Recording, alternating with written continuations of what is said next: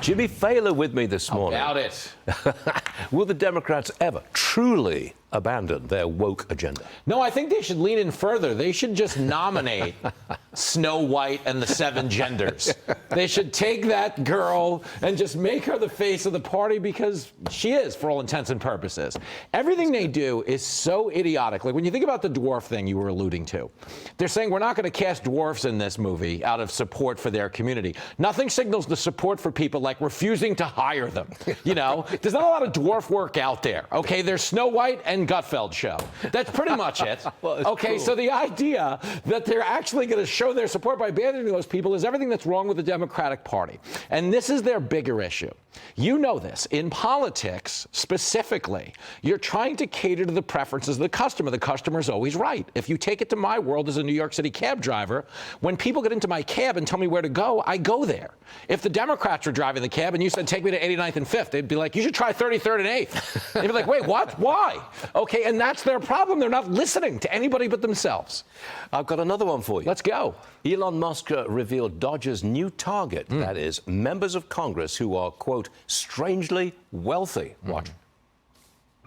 There's a lot of strangely wealthy members of Congress where I'm trying to connect the dots of how did they become rich while earning, how'd they get 20 million if they're earning 200,000 a year?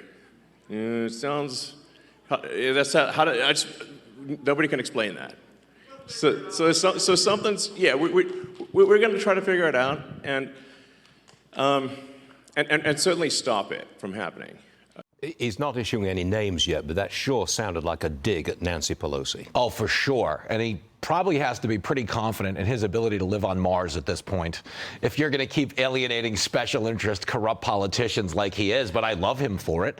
And how can anyone with a straight face, knowing that we take in more money in tax revenue than any government in history, and we're $36 trillion in debt, not want someone looking into that? You know what I'm saying? I mean, honestly. And I say that to people all the time. If you think he's the problem, we should strand you in space next, because you're no use down here.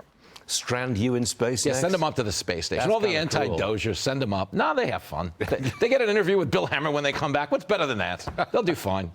That was an interesting interview, though. Wasn't Yeah. it? I mean, they've come back in really good shape, it seems to me. I mean, I don't know medical-wise, They're but better shape than me. I mean, they did 9 months in space and looked good. Do you know how much makeup they had to do on me to get me on the set right now? Come on, Stu. the mental health. Yeah. I mean, think about that. Up there for almost 10 months up there. Yeah, you have to have some experience at living in New York to be able to exist in a 13-square-foot space station. Because in New York, that's like a 2-bedroom apartment, maybe. Maybe one of them was from New York. I don't know the answer to that. New York is astronaut school, basically.